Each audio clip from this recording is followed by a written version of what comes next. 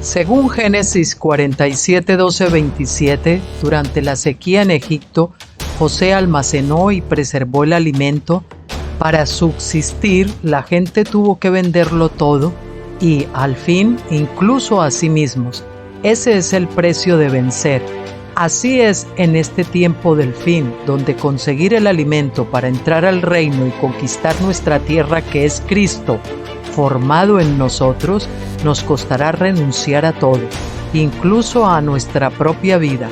Pero a cambio de nuestro todo, tendremos su todo y reinaremos con él. Con ustedes, José.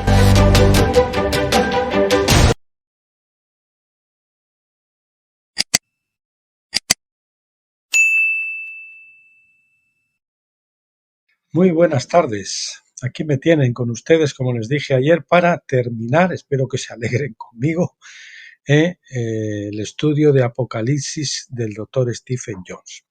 Reiterarles una vez más que se grabaron primero los libros quinto, sexto, séptimo y octavo, y después estuvimos grabando el 1, el 2, el 3 y el cuarto, que terminamos hoy con el capítulo 22, que se titula Las dos alas de una gran águila. Y bueno, pues decirles que espero que después de Apocalipsis nos metamos, que deberíamos haberlo hecho también de principio, el libro de Daniel, porque el libro de Daniel nos cuenta lo mismo que Juan, pero Juan va un poco más adelante y ve cosas y especifica cosas o aclara cosas que Daniel no vio y él sí vio. Entonces sería bueno que ustedes, pues si no han estado siguiendo esta serie, que lo primero que hagan es tomar ese libro de Daniel. Y luego también, pues cuando acabemos Daniel, mi propósito, si el Señor no dice otra cosa, sería comenzar con un estudio muy largo también, que es el estudio de Deuteronomio, de la ley, estudiada magníficamente, maravillosamente, magistralmente por el doctor Stephen Jones, esa ley que muchos dicen que ha pasado, pero que no. Como dicen algunos, y lo que te rondaré morena, porque no es lo mismo, como también comentábamos ayer, no estar bajo la ley que la ley haya sido quitada. El Señor lo dijo muy claro, ni una jota, ni una tilde, ¿no?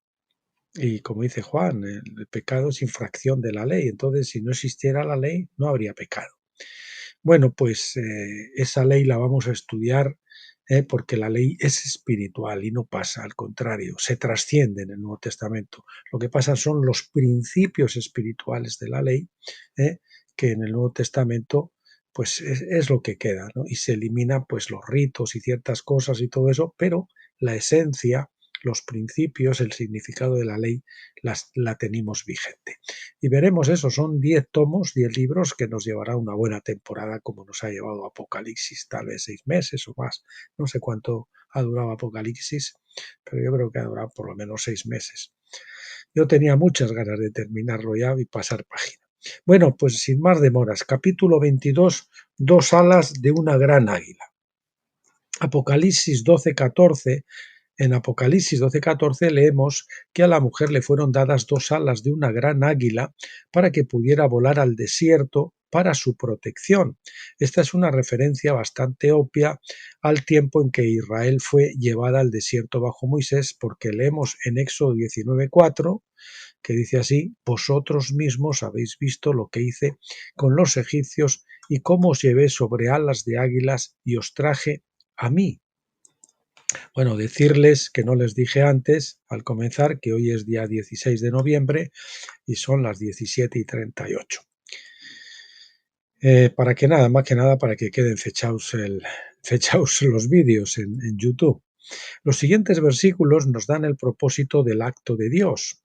Ahora pues, si en verdad escucháis mi voz y guardáis mi pacto, seréis mi propiedad entre todos los pueblos, porque mía es toda la tierra, y vosotros me seréis un reino de sacerdotes y una nación santa. Si las alas de las águilas fueron dadas a Israel para llevarla al monte Sinaí, donde iba a casarse con Dios bajo el antiguo pacto, entonces el propósito es similar con la mujer en el desierto del nuevo pacto. La principal diferencia es que la segunda mujer es llevada al monte Sión, Hebreos 12:22, una King James Version, para casarse con Dios bajo el nuevo pacto. En este sentido, las alas significan protección y provisión y también vamos a ver que fe y amor, ¿no? Representando a Dios escoltándola a la boda. Alas de cobertura y entrenamiento, esas dos alas de águila. Las escrituras usan las alas como símbolo de cobertura, lo que incluye protección como en Mateo 23:37 y sanidad, como nos dice en Malaquías 4:2, pero en Deuteronomio 32 del 10 al 13, el cantar de Moisés o el cántico, vamos a poner mejor, que es como se suele decir, el cántico de Moisés dice en parte, lo halló, a Jacob se entiende, o Israel, en una tierra de desierto y en la soledad aulladora de un desierto. Lo rodeó, lo cuidó, lo guardó como a la niña de su ojo. Como águila que agita su nido, escuchen eso, como águila que agita su nido, que se cierne sobre sus polluelos, extendió sus alas y los atrapó, los llevó sobre sus alas. Versículo 12, solo el Señor lo guió, y no hubo Dios extraño con él. Lo hizo cabalgar sobre las alturas de la tierra. Bien, los hombres habían observado desde la antigüedad, pues cómo un águila agitaba su nido para expulsar a sus crías. El águila tiene un nido y lo tiene mullidito con sus hierbitas, sus plumoncitos y todo eso. Pero cuando les llega la hora de volar a los polluelos, que no saben volar por sí mismos, tienen que aprender, ella, para que se arriesguen o para que se asomen al borde del nido, pues les quita todas esas pajitas, todo eso mullidito, para que abajo no estén cómodos y se pinchen y de alguna forma pues vayan al borde. Entonces les deja el nido, como que dice, limpio, y hace que se tengan que forzosamente poner en el borde, ¿no? Porque ya es la hora de volar, pero ellos no quieren, están muy cómodos en el nido y les da su temor y su cosa. Entonces, los hombres observaron cómo luego la madre águila extendía sus alas y los atrapaba mientras los aguiluchos caían, es decir, los empujaba, caían al vacío porque ellos no saben volar, y entonces el águila, la mamá águila, bajaba y se ponía por debajo de ellos y los subía sobre sus alas y los llevaba otra vez al nido, ¿no? Y así una vez y otra vez hasta que acababan soltando sus propias alas y comenzando a volar, ¿no?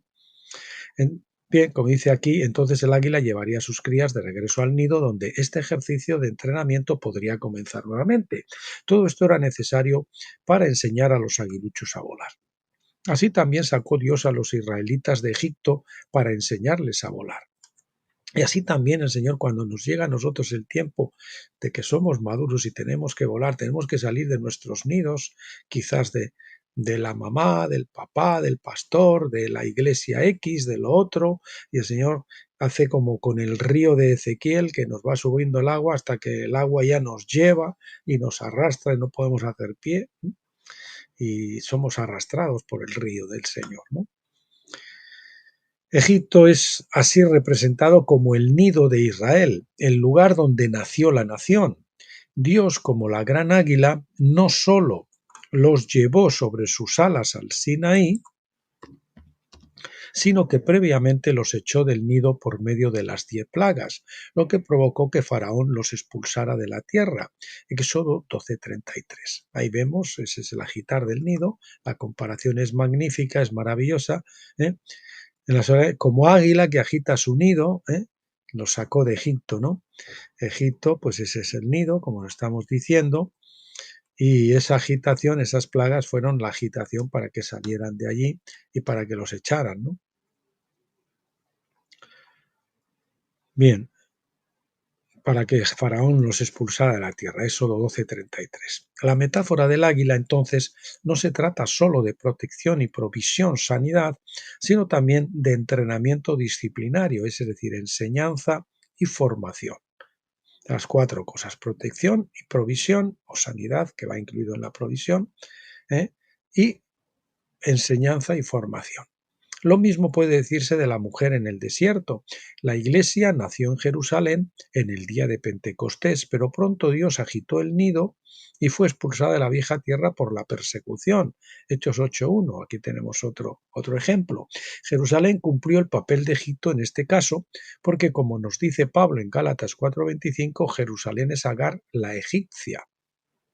Hasta en eso el Señor afina las cosas, es tremendo. Qué presciencia, qué omnisciencia.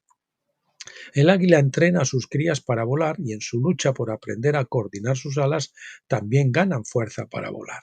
Es como el ejemplo ese de la mariposa que está saliendo de la crisálida, que si tú le abres la crisálida para que salga libremente, pues la mariposa no va a poder desarrollar la fuerza en las alas para que luego pueda volar. Por lo tanto, hay que dejar que ella misma se ejerza la fuerza y vaya abriendo el capullo poco a poco.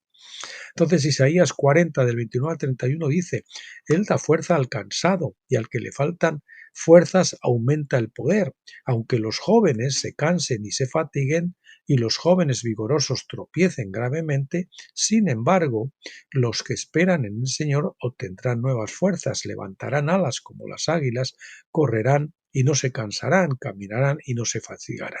Aquí en este texto los cansados son representados como jóvenes aguiluchos que carecen de fuerza en sus alas. Si esperan en el Señor, son atrapados por Dios, el águila madre, y remontan, es decir, levantan alas antes de caer al suelo. El Señor nos lleva, nos lleva, nos lleva, y parece que vamos a estrellarnos, ¿verdad? Y parece que nos vamos a morir, pero al final el Señor viene y nos levanta. De esta forma ganan fuerza y aprenden a volar. Prueba tras prueba, tribulación tras tribulación, es necesario que además de muchas tribulaciones entremos en los reinos de los cielos y prueba, dejar que la prueba tenga su duración completa para que seamos perfectos y cabales, dice Santiago, sin que nos falte cosa alguna. Ganar fuerza a través de la fe y el amor. Entonces, cuando Juan describe a la mujer en el desierto, me acuerdo, hablando de las pruebas, decía Wasman Nee, mi querido Wasman Nee, a que le mando un saludo desde aquí, él ya está con el Señor hace muchos años, pero él decía, Señor, no rebajes el listón que tienes para mí, no, sino dame tiempo, déjame coger resuello y yo me someteré, yo pasaré la prueba, ¿no? Que a veces como que todavía, pero no, esa es la oración, Señor, no quites la prueba, pero dame la fuerza, dame la gracia, deja que yo tenga la fuerza suficiente o la valentía suficiente para superarla, pero no la quites de en medio, ¿no? Bien, ganar fuerza a través de la fe y el amor. Entonces, cuando Juan describe a la mujer en el desierto recibiendo 2 alas de una gran águila para volar al desierto, entendemos que esto representa el entrenamiento de la Iglesia, o al menos de aquellos que son vencedores. Así como hay águilas jóvenes que no sobreviven al entrenamiento, se estrellan en el suelo y no sobreviven, al final se chafan, también hay cristianos que nunca aprenden a volar. Volar es vencer, aquí volar es vencer, es decir, uno que ha pasado las pruebas, que cruza el Jordán muriendo la carne y entra en la vida victoriosa y empieza a volar. Volar es andar en el espíritu, ¿verdad? Es lo que dice. Y Jesús aclara su mensaje a las 7 iglesias que no todos los creyentes son vencedores. Eso nos lo aclara Jesús, no todos los creyentes son vencedores. Como dice mi amiga Norma, nuestra amiga y hermana Norma de Argentina, las sulamitas, los creyentes que tienen un llamado sulamita, un llamado profético apostólico llamados a ser vencedores, ¿no? Ningún aguilucho quiere ser empujado fuera del nido y puesto en una posición de peligro, pero esta es la única manera de enseñarle cómo confiar en su madre para su protección y ayuda. Yo suelo decir un ejemplo, y este me lo mostró el Señor a mí, que me habla mucho con ese tipo de imágenes mentales. tú no puedes comprobar que el paracaídas se abre y funciona hasta que saltas del avión. Por mucho que hayas estado en el campamento y te hayan dado la instrucción y te digan esto es así, tienes que saltar de esta forma, tienes que tirar de la anilla luego así, ¿eh? Y luego cuando vayas a tocar tierra, pues tienes que doblar las rodillas o lo que sea y dejarte rodar, ¿eh? Recoger el paracaídas de esta forma y tal. Todo eso lo tiene en la mente, sí, pero luego hay que subir a un avión y hay que saltar. ¿Eh? No es lo mismo tener la teoría que el Señor nos lleva a la arena, que el Señor nos lleva al desierto para ser tentados y para comprobar que su paracaídas funciona y que Él siempre nos sostiene, que nunca seremos probados más allá de lo que podemos soportar si no nos rajamos, lógicamente, y no damos marcha atrás. Que pone la mano en el arado y mira atrás, pues lógicamente no lo va a alcanzar. A medida que los creyentes experimentan tales situaciones, aprenden la fe que incluye la confianza, que digamos que es una fe sostenida en el tiempo, me gusta decir a mí, la confianza o la fidelidad. Entonces yo tengo ya confianza en Dios porque ya me ha demostrado muchas veces que Él al final está ahí. A veces me puede hacer llegar a conocer que me queda un grano de arroz en la alacena, pero Él sabe que ese último grano de arroz está ahí, ¿no? Y que necesito el siguiente. Entonces Él va a proveer. Es como si la madre águila dijera, confía en mí, sé lo que estoy haciendo. La verdadera fe es la capacidad de descansar en medio de los problemas, venciendo el miedo y todas sus reacciones negativas ante situaciones muy alarmantes. Es dormir en medio de la tormenta, como dice el Señor, ¿no? Dormir, pero ¿por qué me despertáis? No tenéis fe, ¿no? Es que yo estoy durmiendo, ¿no? ¿Que creas que yo voy a dejar que la barca se vaya al garete estando yo con vosotros? No. Descansar en medio de los problemas. Es el funambulista que no solo pasa de un lado al otro del alambre, sino que se sienta en el alambre tranquilo a leer el periódico, ¿no? Y nada, no pasa nada. Bueno, la verdadera fe es la capacidad de descansar en medio de los problemas, venciendo el miedo y todas sus reacciones negativas ante situaciones muy alarmantes, pues mantener la calma, ¿no? Por ejemplo, yo hace poco tuve un asunto, asunto de salud y en un momento pues me alarmé, entonces llamé a una persona que es enfermera, ¿no? Pues que de momento como uno que se asusta y no debía haberme alarmado, debía haber esperado a ver por dónde me conducía el Señor. Entonces, pues por no haber mantenido la calma y haber esperado que el Señor me iba a guiar por otra dirección, pues al final eso trajo un problema con esta mujer. En fin, son fallos que cometemos y por inmadurez o por temor, y por lo menos al principio, ¿no? De repente te entra como así, ¿no? Y debemos de esperar incluso en ese tipo de situaciones. Bien, por lo tanto, durante el tiempo de la mujer en el desierto, Dios tenía la intención de entrenar a la iglesia y no simplemente protegerla y alimentarla. Hay niveles de fe que alcanzar, porque los apóstoles le pidieron a Jesús en Lucas 17:5, aumenta nuestra fe. Pablo dice en Romanos 1:17 que el Evangelio revela cómo debemos crecer de fe en fe, de victoria en victoria. La fe viene por el oír, escuchar al Señor. Romanos 10:17. Así que cuanto más escuchamos y obedecemos, respondemos, pues ya saben que la obediencia es, o la palabra fe, creo que es en hebreo, significa obedecer, creer y obedecer, es la misma palabra. Más aumenta nuestra fe, obedecemos, respondemos, más aumenta nuestra fe cuanto más obedecemos, respondemos, y mayor es nuestro nivel de fortaleza espiritual y madurez. Asimismo, el amor, la capacidad de amar es la segunda gran medida de la madurez. Por un lado la fe, el grado de fe, de tabernáculos, por ejemplo, es el grado de fe en que usted es el grado de fe del cruce del Jordán, no es del cruce del Mar Rojo. En el cruce del Mar Rojo la fe era pequeña, por eso el Señor primero abre las aguas y luego ellos pasan. Claro, había dos paredes de agua tremendas a uno y otro lado que amenazaban con volcarse y engullirlos, ¿no? Pero bueno, habían visto ese milagro y entonces, pues bueno, pasan, que se había abierto el tema. Podía quedar la cosa y si el agua ahora se cierra cuando estoy pasando, bueno, pero es un nivel de fe más pequeño, la fe de la Pascua. En cambio, la fe luego, ya después de atravesar Pentecostés y de entrar, la fe de entrar a la tierra prometida, es la fe ya del cruce del Jordán, donde los sacerdotes primero tienen que tocar el agua con la planta de sus pies, y después de haber ellos hecho, de haber obedecido, de haber hecho ese acto de fe, ese acto de obediencia, entonces el Jordán se abrió.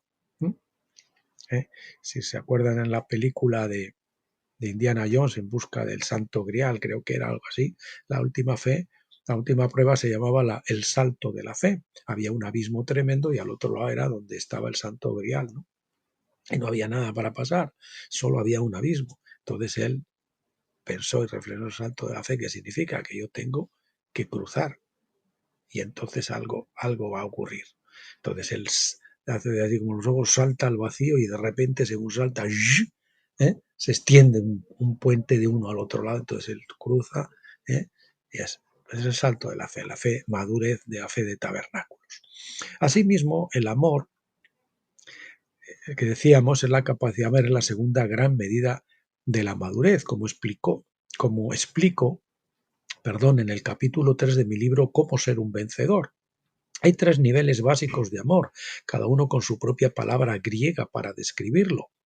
A medida que crecemos en fortaleza, el propósito subyacente de tal entrenamiento es transmitir el carácter de Dios a sus hijos. El amor filia, el amor eros, el amor filia y el amor ágape, ¿no? Que son los 3 niveles de amor. El propósito final de la persecución es enseñarles cómo amar a nuestros enemigos, así como Dios nos amó cuando aún éramos sus enemigos, Romanos 5:10. Este tipo de amor es lo que distingue a sus vencedores, a los vencedores de los demás creyentes y también de todas las demás religiones que reclaman enseñanzas sobre el amor. Es el amor incondicional, que es el amor de Dios, el amor ágape, que puede amar incluso a los enemigos. No es fácil. La tierra ayuda a la mujer. El tiempo de la mujer en el desierto se da específicamente, como un tiempo y tiempos y la mitad de un tiempo, que como ya hemos mostrado es un periodo de 1260 años, no de 3 años y medio. Lo que llaman la gran tribulación no son 3 años y medio que algunos ponen aquí al final, que a lo mejor tenemos una manifestación en ese tiempo pues de tribulación más agravada, puede que sí. De hecho, lo estamos viendo en nuestros días, a nuestro alrededor, desde el 2020 para acá especialmente, ¿verdad? Que ya saben lo que ocurrió a nivel médico. Bien, el tiempo de la mujer en el desierto se da específicamente como un tiempo y tiempos y la mitad de un tiempo que, como ya hemos mostrado, es un periodo de 1260 años. Esa es la gran tribulación. En este caso, el tiempo comienza con el surgimiento del cuerno pequeño, en este caso, desde el 529 al 534 después de Cristo, el cuerno pequeño, el Vaticano, la bestia del mar o la bestia religiosa, si quieren, y llega a su clímax con la Revolución Francesa de 1789 a 1794, donde sufre la herida mortal porque ya saben lo que hace Napoleón. Creo que lo vamos a ver aquí. La Revolución Francesa fue planeada por un grupo de jesuitas descontentos que estaban enojados con la Iglesia romana y con el Papa Clemente XIV, en particular, por disolver la orden de jesuita en 1773. Debido a las quejas de los monarcas y demás, por lo que mangoneaban y conspiraban los jesuitas en todos los países hasta el punto que lo querían echar de todos sitios. Los 23.000 jesuitas disueltos tuvieron que encontrar otras organizaciones a las que unirse, pero uno en particular, Adam Weishaupt, que había sido profesor de Derecho Canónico en la Universidad de Ingolstadt, fundó una sociedad secreta el 1 de mayo de 1776 a la que llamó los Illuminati de Baviera. Y por eso ese 1 de mayo, entre otras cosas, es el Día de los Trabajadores, pero es una fiesta importante también para satanistas y demás. Ahí es el año de la fundación de los Illuminati y el año también, que no es casualidad, de la fundación o el establecimiento de Estados Unidos. Los Illuminati reconocieron que eran parásitos que necesitaban una organización anfitriona para infiltrarse y tomar el control para ganar seguidores desprevenidos que los apoyaran. Eligieron infiltrarse en la francmasonería, lo que se logró en 1782. Desde esta posición ventajosa planearon y llevaron a cabo la Revolución Francesa, mediante la cual causaron estragos en la Iglesia romana. Esa fue la venganza, ¿verdad? Mataron a unos 30.000 de sus sacerdotes, nada menos, y establecieron la primera república secular, debido a que Francia había sido conocida como el hijo primogénito de la Iglesia. Esto fue un duro golpe para la Iglesia romana. Los exjesuitas Illuminati estaban aliados con ciertos banqueros judíos que los financiaban. Estos judíos estaban muy felices de debilitar a la Iglesia romana, porque consideraban a Roma como su archienemigo más poderoso. De la Revolución Francesa surgió Napoleón, el Neo-Apolión, como él mismo se llamaba, quien marchó sobre Roma y tomó cautivo al Papa en 1798. Esto se convirtió, en la herida fatal infligida a la bestia del mar de Apocalipsis 13:3, y una vez que esta herida fue sanada en 1804, la alianza entre los Illuminati, es decir, los jesuitas y los banqueros y financieros judíos, se amplió para incluir a la Iglesia romana en general. Todos estos desarrollos de Apocalipsis 13 encuentran sus raíces unos pocos versículos antes en Apocalipsis 12 del 15 al 16. Dice, y la serpiente derramó agua, subrayamos agua, como un río de su boca tras la mujer para hacerla ser arrastrada por la corriente. Y la tierra, subrayamos tierra, ayudó a la mujer y la tierra bebió el río que el dragón derramó de su boca. El agua y la tierra en estos versículos son inspiradas por las dos bestias de Apocalipsis 13. La primera, la que sube del mar o agua, y la otra que sube de la tierra. Ramo agua, la bestia del mar, el Vaticano, y la otra que sube a la tierra, la bestia financiera, la bestia de los Rothschild y su sistema bancario, de bancos centrales, Reserva Federal, etcétera, etcétera. Dinero fiduciario. En el contexto más amplio, estas dos bestias son parte del cuerno pequeño de Daniel 7, aunque Daniel no vio nada de esta segunda bestia, pero Juan sí lo vio en Apocalipsis. Por eso Juan lleva el libro de Daniel un poco más allá. El agua, es decir, el diluvio que salía de la boca del dragón, estaba destinada a barrer a la mujer, es decir, a destruir la verdadera iglesia que da a luz a Cristo y su cuerpo de vencedores, es decir, a los vencedores, ¿verdad? Que es a los que persiguió siempre Roma.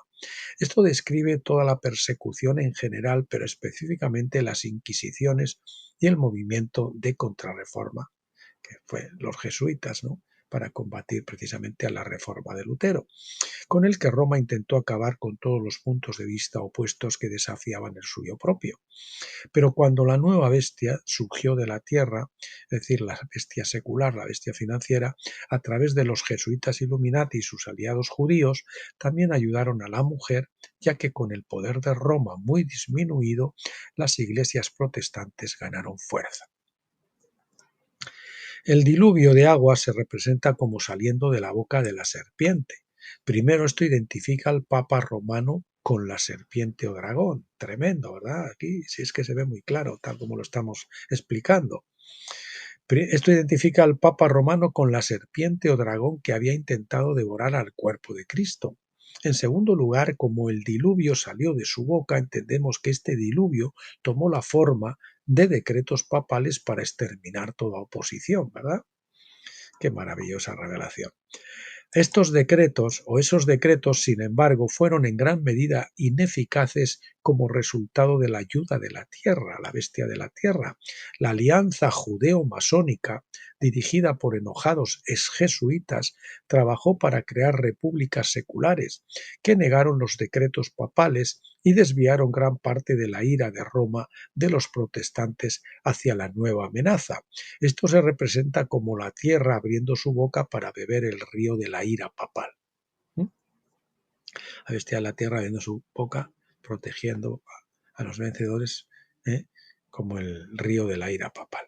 El capítulo luego termina con Apocalipsis 12, 17, que dice: y el dragón se enfureció contra la mujer y se fue a hacer la guerra contra el resto de su descendencia, los que guardan los mandamientos de Dios y se aferran al testimonio de Jesús. Habiendo sido así frustrado su objetivo inmediato, se ve al dragón retirándose para planear más guerra contra el resto de su descendencia. Por lo tanto, la guerra no termina con la Revolución Francesa, ni siquiera con la herida fatal de la bestia religiosa. De hecho, como veremos en breve, la herida fatal es sanada, fue sanada, y la guerra contra los santos y la guerra contra los santos, como dice Daniel 7:21, entra en una nueva fase de la historia. Aunque Daniel no vio los detalles de esta nueva fase, Juan ciertamente sí los vio y pudo agregar a la revelación de Daniel. Una cosa está clara: cuando la tierra ayudó a la mujer, el dragón sufrió una gran derrota. Nuestro estudio de Apocalipsis 13 mostrará que la bestia del mar, la Iglesia romana, fue obligada a aliarse con la bestia de la tierra. Y aquí, en este caso, ahora ya no los jesuitas, sino los Illuminati, bueno, los Illuminatis, jesuitas, pero aliados con los banqueros, que son más bien los banqueros los que toman preeminencia sobre la bestia del mar, la bestia religiosa. Dice, porque fue obligada a aliarse con la bestia de la tierra, los banqueros judíos Rothschild y la masonería. Y aunque la nueva bestia de la tierra hizo que los hombres siguieran adorando a la bestia del mar, es decir, les permitieron seguir ahí como en, en el escenario, y ellos permanecieron agazapados detrás, pero controlando a la bestia del mar, ¿verdad? La bestia de la tierra controló los asuntos financieros de la bestia del mar a partir de ese momento y por lo tanto la controlaron a ella. Por lo tanto, la bestia de la tierra fue una bestia financiera que ascendió al poder durante los últimos 200 años. Esta es sin duda la fase final de la guerra contra los santos, hasta donde Juan podía ver. En mi opinión, así como el cuerno pequeño mismo representaba una extensión de la bestia romana de hierro, así también esta alianza mar-tierra es una extensión del cuerno pequeño. O sea, el cuerno pequeño a su vez tuvo otra extensión, el segundo cuerno. Creo que estaba destinada a durar unos 200 años. La llamada Santa Alianza, el Sacro Imperio Romano Germánico, que se firmó en el 26 de septiembre de 1815, daba la apariencia de un documento político, pero en realidad era una alianza entre la política y la religión, como lo confirma la Enciclopedia Católica y como vemos ahora, pues a la Iglesia Romana totalmente coaligada o coludida con con el Deep State, con el Estado profundo, con el Foro de Davos, etcétera, etcétera. El emperador Francisco I de Austria, política y religión, como confirma la Iglesia Católica, que dice: el emperador Francisco I de Austria, el rey Federico Guillermo III de Prusia y el zar Alejandro I de Rusia, o sea, Austria, Prusia y Rusia, firmaron un tratado el 26 de septiembre de 1815, mediante el cual se unieron en una santa alianza. Aunque fue un acto político, el tratado en su redacción es una declaración de carácter puramente religioso. Hacía tiempo que el mundo había aprendido a no esperar de los estadistas documentos oficiales en los que prevaleciera un tono tan religioso. Cuando se conoció la redacción del acuerdo a principios de 1816, los hombres vieron en la alianza la consecuencia de la unión más estrecha de la política y la religión. Durante los años 1814 y 1815, se celebran una serie de tratados entre los distintos países de Europa. En esta serie de pactos, la Santa Alianza forma simplemente un eslabón y, en un sentido práctico, el menos importante, también fue el único tratado de carácter religioso. Todos estos tratados tienen, sin embargo, un rasgo en común: reviven la concepción de una Europa centralizada, en la que los derechos de los estados individuales parecen estar limitados por los deberes que cada estado tiene con respecto al conjunto de estados, como vemos ahora. especialmente en este tiempo que la Comisión Europea, la Unión Europea y los diferentes estados. Y además luego la Unión Europea pues dirigida o bajo la rienda de Estados Unidos, del Deep State en Estados Unidos, Partido Demócrata y compañía, Soros, etcétera, etcétera. Bueno, hablando bíblicamente, esta fue una alianza entre la bestia del mar religiosa y la bestia de la tierra, que es secular o política. Este tratado fue el comienzo más temprano de la Unión Europea. Otros habían intentado sin éxito unificar Europa por medio de la guerra. La Santa Alianza fue un intento de unificar Europa mediante un tratado. El problema es que esta unidad aún se basaba en las estrategias del dragón, no en las leyes de Cristo. Quizás el final de esta última fase del cuerno pequeño termine con el colapso de la Unión Europea, que está muy arruinada, muy endeudada, y estamos viendo su colapso, aunque parece que no, y ladran muy fuerte todavía, sin embargo ellos saben que están perdidos, y ahí que han perdido la pelea. El colapso de la Unión Europea, cuya forma moderna en realidad se basa en el Tratado de Roma más reciente que se firmó en 1957. ¿Quién se paró en la orilla del mar? Apocalipsis 12 termina con el dragón serpiente enfurecido porque la bestia de la tierra realmente ayudaría a la mujer y la protegería de la persecución del dragón. Por lo tanto, la bestia de la tierra es útil porque no sea una bestia buena como tal. Perdón, aunque no sea una bestia buena como tal, es útil. De hecho, como veremos, la bestia de la tierra respalda la afirmación de la bestia del mar de ser digna de adoración. 13:12, el capítulo 13, versículo 12, cuando Stephen Landon, creo que era un obispo o algo así, dividió el Nuevo Testamento en capítulos y versículos hace 7 siglos, por error colocó la última oración del capítulo 12 como parte de Apocalipsis 13. El cardenal Langdon, un prolífico escritor de comentarios bíblicos, fue el arzobispo de Canterbury para la Iglesia romana entre 1207 y 1228 después de Cristo. La estructura actual de capítulos y versículos de nuestras Biblias se la debemos a Langdon. Fue una idea útil, pero sus divisiones no siempre fueron correctas. Repetimos, él había colocado la última oración del capítulo 12 como parte de Apocalipsis 13, pero era un error.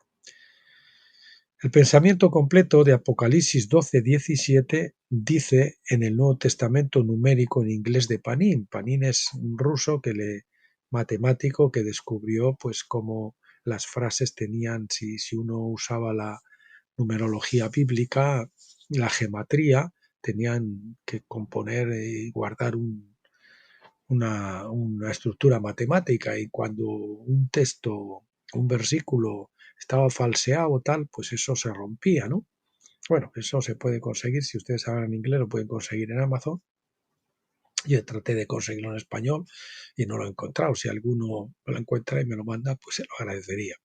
Dice, y el dragón se enojó contra la mujer y se fue a hacer guerra contra el resto de su simiente, los que guardan los mandamientos de Dios y tienen el testimonio de Jesús. Y él, eso es lo que se pasó al capítulo 13 y debería de estar aquí en el capítulo 12, y él, es decir, el dragón, se paró sobre la arena del mar.